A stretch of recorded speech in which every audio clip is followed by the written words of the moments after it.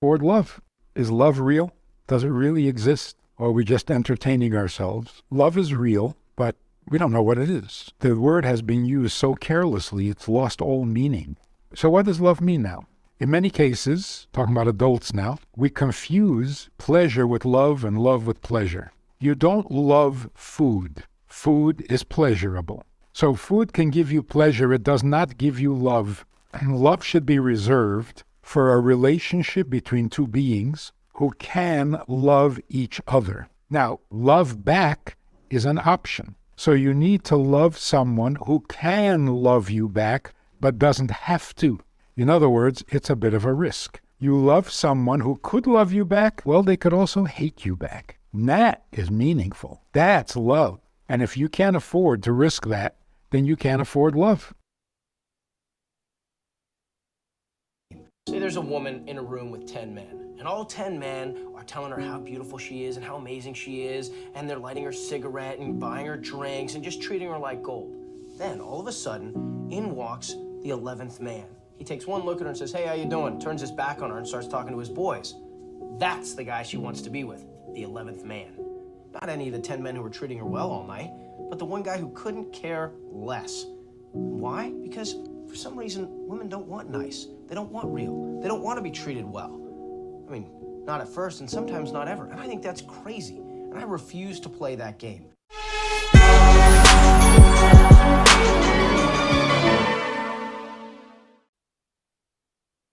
Ladies and gentlemen, welcome to the Sheep Get Sheared podcast, where here we talk about people, politics, and popular culture. I'm your host, the one and only Austin Creed, and my friends, I want to ask you something today. Is love real? Do you think that love is real? Now, I know that's a very loaded question, I'm aware. But during the show today, we're going to really unpack this idea of what love is, because everybody seems to have a different view of what love is. And they have a different way of feeling it, a different way of expressing it, different ways of understanding what it means, what it doesn't mean, what it could mean, what it should mean, everything. It all can come down to the same general idea. And it's confusing, and that's why we're talking about it today. But, you know, I look at the history of love, so to speak.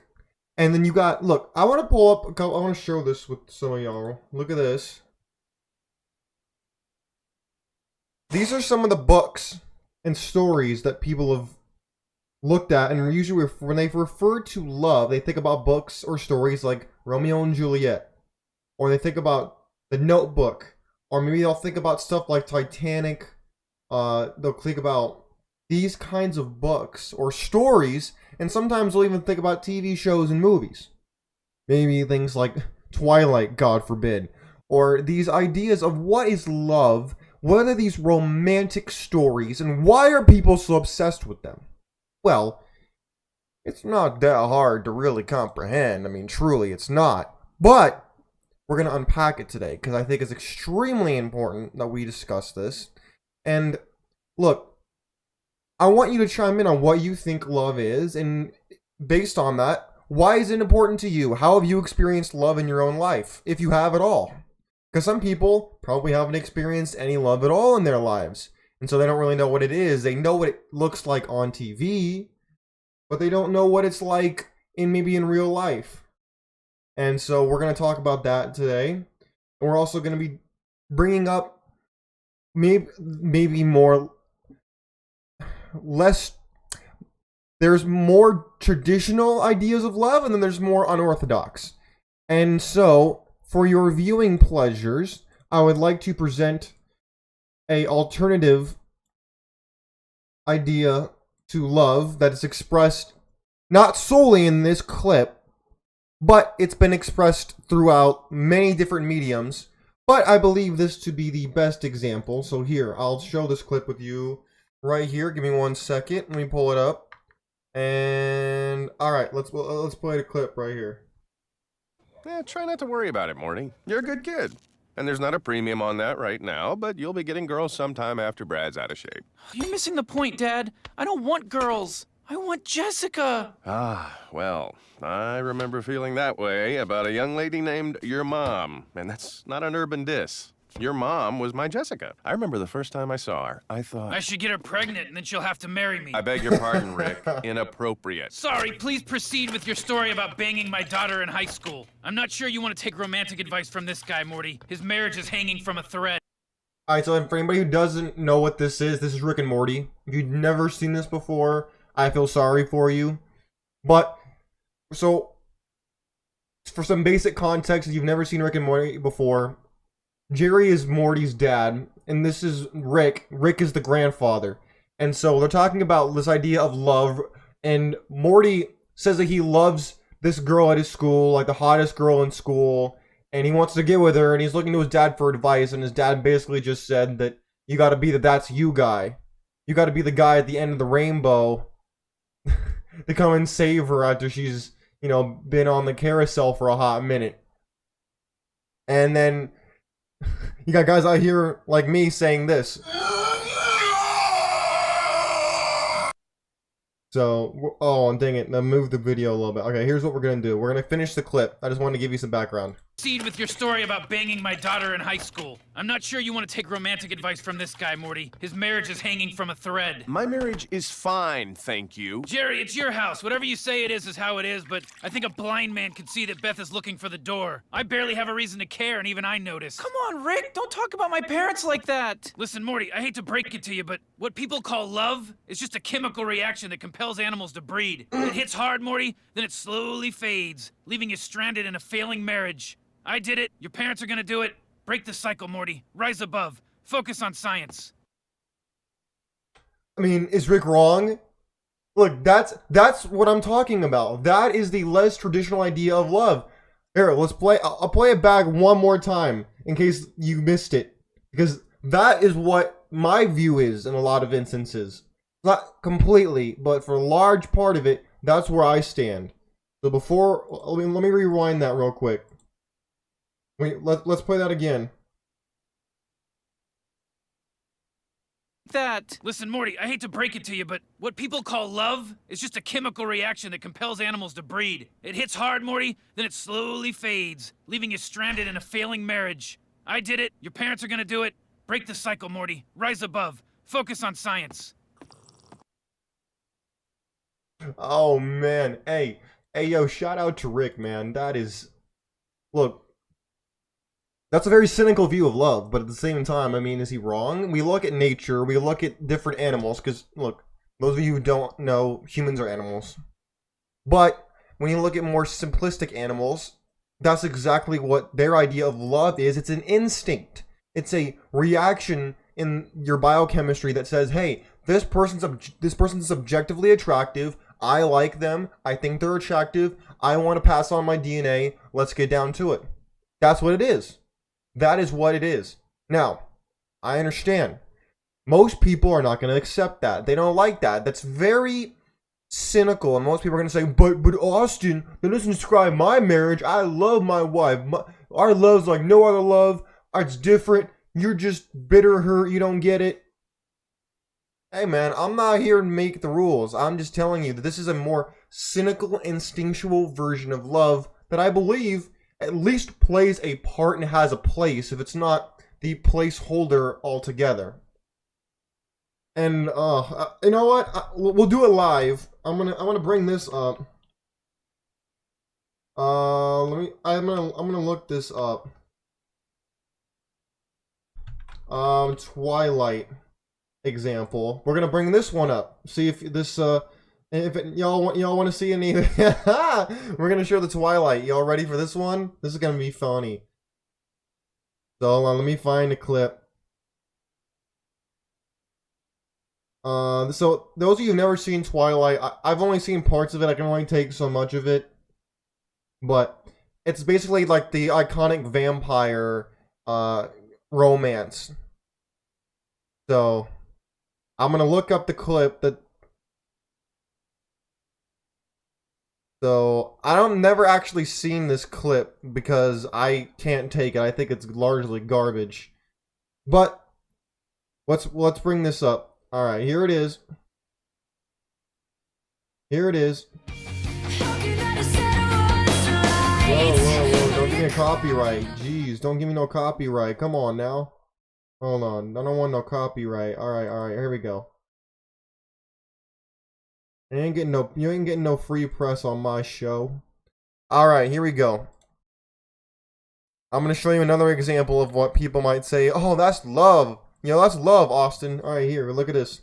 Bro, this thing garbage. Hey, is that love? Hey, yo, let me ask you, is that love? This whole like, oh, I'm handsome and I'm attractive and I'm gonna caress your face and I'm gonna tell you that you're special. That's love? I mean, come on, man. That is. Hey, yo, is anybody gonna tell me that's love? Oh man. Oh man. Hey. Oh man, y'all want me to pull up another example just for fun? Do you want to pull up another example? Oh man, just to mess with people and get them all mad. You know what? Let's pull up another example. It might get people to laugh a little bit. Let's pull this up and let's have a good laugh at this. Where is it? Oh man, has anybody actually seen The Notebook? I have not seen this movie. I have no desire to see this movie, man. None. I don't see the appeal. I think it just seems so artificial and synthetic. Like, what even is this, man? All right, I think I found it. Is this? No. I want to go for the fight. No, you know what? What am I doing, bro? We don't want to show this. This is garbage.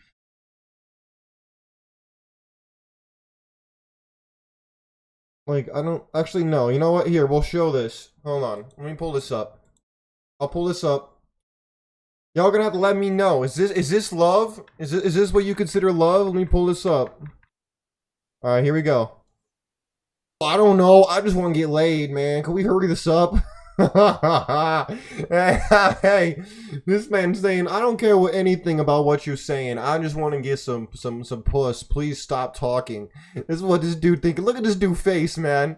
This dude's saying, I don't care about this conversation right now at all.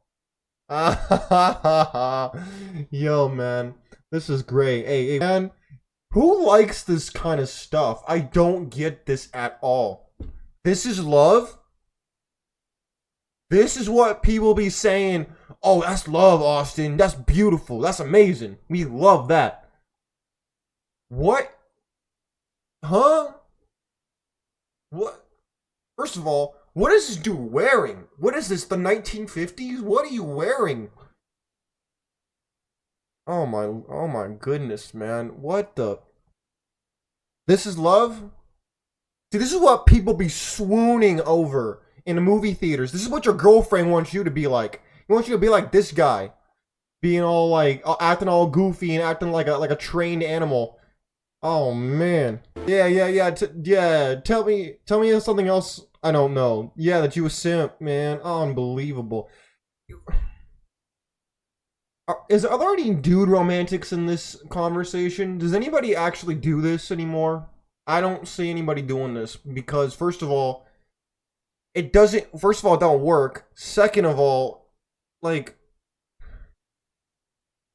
is this Ryan Gosling? Is that the guy's name? I don't remember, but this is what people are saying is love. Like this, the people talk about The Notebook.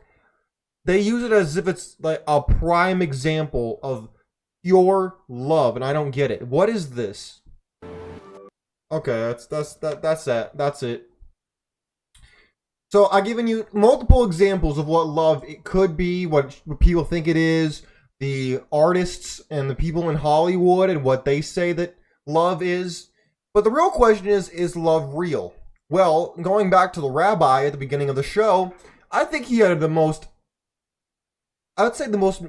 neutral stance when it comes to, he didn't define what it is, because I don't think anybody can really define it.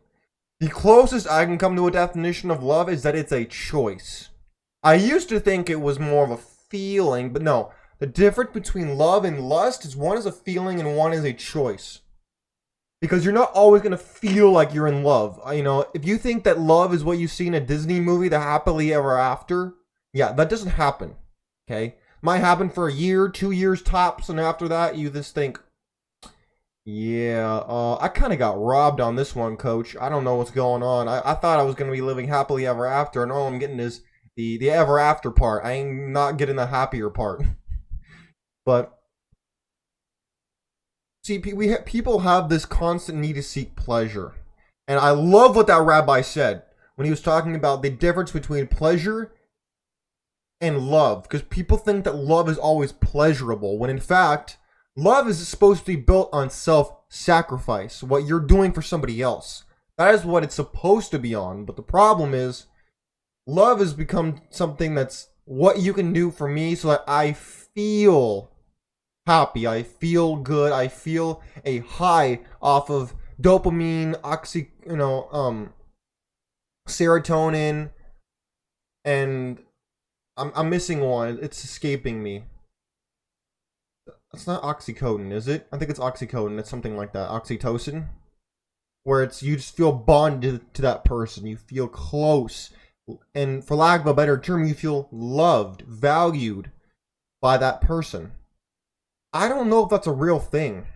I'm not convinced. I think it could be a choice, but I think the word is largely used as a placeholder, as in kind of like certain swear words where people use as just a placeholder word because they don't know what else to say. They don't know how to really describe themselves. So instead of saying, hey, I truly enjoyed this, or hey, I liked eating that, or hey, this person is valuable to me because of X, Y, and Z, they just say love. It replaces like 4 paragraphs or 4 pages of words with 4 letters. That's what I think. Now, does that mean that my view is reality? Not necessarily, but it's a conversation. And so I want you to tell me what you think.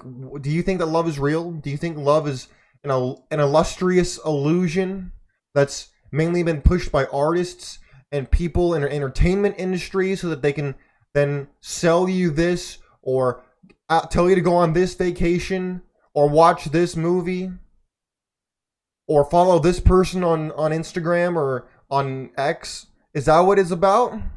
I don't know. At times it can certainly seem like that. I won't lie to you. Sometimes it definitely seems like it. But my friends, look, at the end of the day, this is a very interesting conversation. And so I want you to let me know, what has love been like for you? Do you feel loved in a relationship, whether it's with a parent, your wife, your husband, a child, whatever it is? Do you feel loved? A friendship even? Do you feel loved? What is it exactly? I know there are multiple different words that are used in Greek and in other languages. I'm aware of that. However, in English, we have really just one word. That's why I think it's important to discuss it, because it's used in so many different contexts, and I believe, as a placeholder word, because it's just easier to say, and people think they know what it means, and I think it's largely been overused and inflated. It's like the United States economy, where it's been inflated. One thing that love and money have in common is inflation. But anyways, my friends, in the meantime, I'm leaving you this to chew on. I think it's important. But until then, until next time, my friends, God bless you. God bless your family. God bless America. We're out of here. Have a great day. Peace out.